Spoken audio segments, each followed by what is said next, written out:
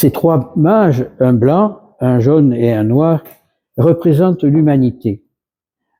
L'humanité qui rend gloire à Dieu en venant adorer cet enfant Jésus qui vient sauver non simplement le peuple Israël, mais toute l'humanité.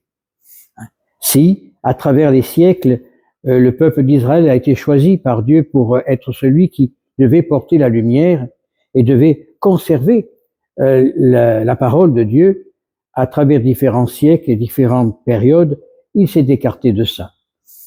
Et d'ailleurs, on dit le même, quand on lit l'Ancien Testament, on voit qu'ils ont tué des prophètes, ils ont ensanglanté beaucoup de choses, ils ont adoré le veau d'or, et le peuple d'Israël a trahi Dieu.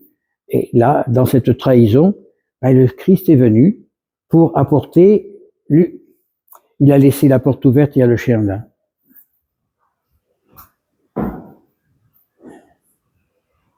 Enfin, bien, et même le chien mérite la gloire de Dieu. Il vient chanter la gloire de Dieu aussi. Il vient offrir le peu qu'il a à l'enfant Jésus. Et je reviens à ce que je disais, donc à travers ces trois mages, c'est l'humanité qui s'offre à Dieu. Alors l'or, l'encens et la myrrhe. L'or, le symbole de la royauté, la myrrhe pour envelopper les morts dans leur dernier voyage, et l'encens pour le glorifier.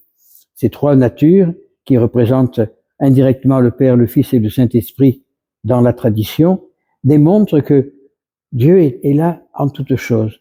Dieu est présent dans toutes choses et dans nos vies. C'est nous qui avons tellement l'oreille obstue qu'on n'arrive pas à le comprendre et à le voir. Alors, on cherche tout et n'importe quoi. Par exemple, un prêtre qui dit « Moi, j'ai besoin de vacances. J'ai 4 sous, tant que j'en ai, je vais pouvoir rester en vacances. » Non. Non. Ce n'est pas du tout le rôle d'un prêtre de partir à vacances. Le rôle d'un prêtre, c'est de prier Dieu. Et si tout va mal, c'est parce que personne ne respecte ce pourquoi il a été appelé, ce pourquoi il a été fait. Donc tout va mal. Je me répète peut-être, mais notre rôle n'est pas de partir en vacances. Notre rôle n'est pas de chercher des vacances ou de chercher du repos. Notre rôle est de rester en communion complète avec Dieu pour pouvoir le proclamer à travers nos frères. Et que nous soyons, je dirais, nous n'avons pas grand-chose à offrir à Dieu. On n'a pas d'or, on n'a pas d'encens, on a un peu d'encens, mais on n'a pas de myrrhe, mais on n'a qu'à offrir notre cœur.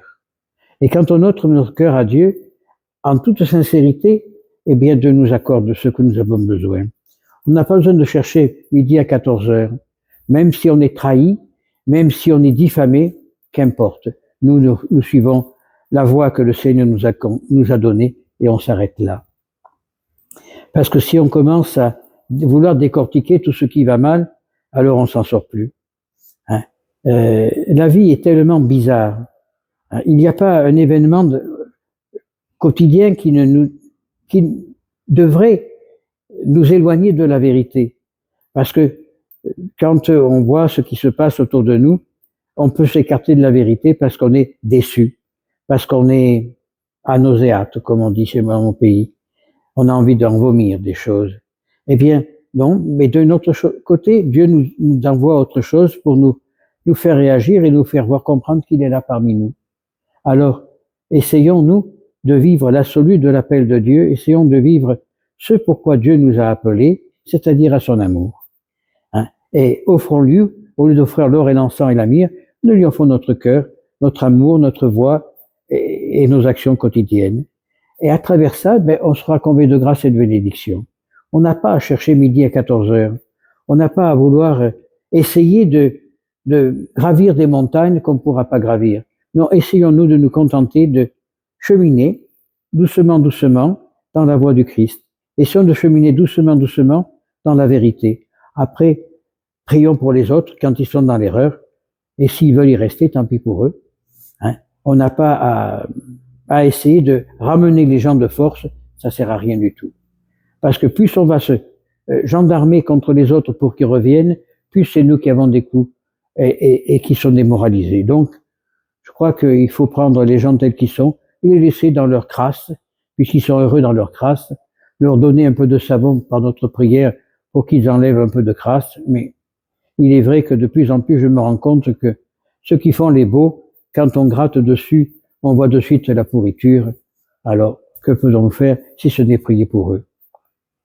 En ce jour où les trois mages, donc Gaspard, Balthazar et Melchior, sont allés rendre hommage au Christ, et bien nous, rendons-lui hommage de nos pauvres voix, sachant lui dire, Seigneur, me voici, j'accepte tout pour l'amour de vous, ce que je ne peux pas accepter quand c'est qu'on ne vous aime pas, et je vous aime pour moi et pour les autres, ainsi soit-il.